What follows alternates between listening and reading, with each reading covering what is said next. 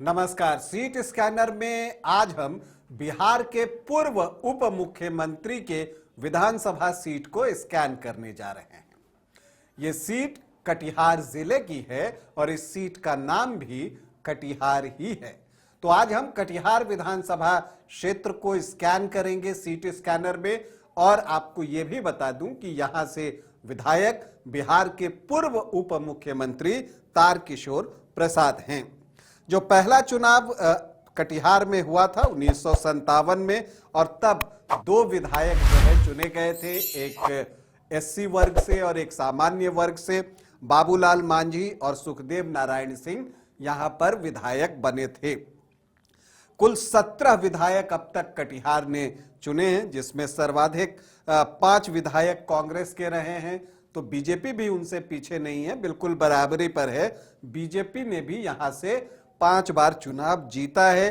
तो आरजेडी को 2 बार कामयाबी मिली है। जनता दल, जनता पार्टी, सीपीआई, लोकतांत्रिक कांग्रेस और भारतीय जनसंघ ने भी यहां से एक बार चुनाव जीता है। तारकिशोर प्रसाद कटिहार विधानसभा के सबसे सफल विधायक है, क्योंकि यहां पर उन्होंने 4 बार जो है चुनाव जीता है तारकिशोर प्रसाद ने, और वो भी लगातार 2005 के अक्टूबर से तारकिशोर प्रसाद लगातार चुनाव यहां पर जीत रहे हैं। अब अगर हम देखें कि कटिहार विधानसभा में आखिरी 3 चुनाव में क्या कुछ हुआ है, तो साल 2010 में हम आते हैं, तब तारकिशोर प्रसाद ने 20,607 वोटों की जीत हासिल की थी, और तब उन्होंने पराजित किया था डॉक्टर राम प्रकाश महतो को, जो कि एक कद्दावर नेता हैं कटिहार के। उनको शिकस्त दी थी। भाई शमसुद्दीन एनसीपी के टिकट पर थे, उनको तीसरा स्थान मिला था। 2015 में महागठबंधन बना, जेडीयू आरजेडी कांग्रेस एक साथ। तो ये सीट लड़ने के लिए जो है जेडीयू को दी गई, लेकिन राम प्रकाश महतो जो पिछला चुनाव आरजेडी के टिकट पर लड़े थे, जब सीट जेडीयू को गई तो वो एनसीपी के टिकट पर चुनावी मैदान में उतर गए, और इसका फायदा जो है वो तारकिशोर प्रसाद को मिला, क्योंकि एक त्रिकोणीय मुकाबला हुआ। और जहां पर जो जीते तारकिशोर प्रसाद, वो 14,894 वोटों से चुनाव जीतने में वो सफल रहे, और जो डॉक्टर राम प्रकाश महतो एनसीपी से चुनाव लड़े थे, उनको 18,856 वोट मिले। तो अगर आरजेडी जेडीयू के वोट और राम प्रकाश महतो के वोट आप जोड़ दीजिए, तो वो तारकिशोर प्रसाद के 66,048 वोट से ज्यादा होता है। फिर 2020 आता है, तारकिशोर प्रसाद एक बार फिर से चुनावी मैदान में होते हैं, और इस बार उनके सामने डॉक्टर राम प्रकाश महतो आरजेडी के चुनाव चिन्ह लालटेन पर चुनावी मैदान में थे। आमने सामने की लड़ाई होती है, जिसमें तारकिशोर प्रसाद 10,519 वोटों से चुनाव जीतते हैं।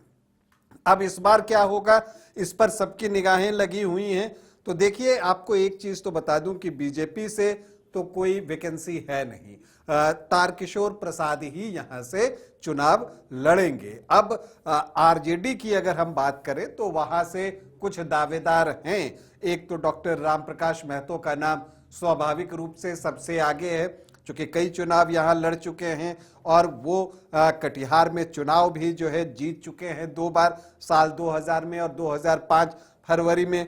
तो उनका दावा तो मजबूत है ही। इसके अलावा आशु पांडे हैं, ब्राह्मण जाति से आते हैं, वो भी दावेदारी कर रहे हैं, और एक समरेंद्र कुणाल हैं, उनकी भी इस सीट पर दावेदारी है। तो देखना है कि आरजेडी का जो नेतृत्व है वो किस पर भरोसा जताता है।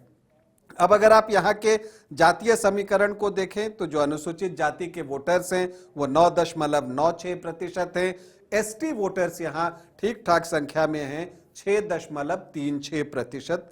मुस्लिम यहाँ पर अच्छी संख्या में हैं, लगभग 26%, 25.9%।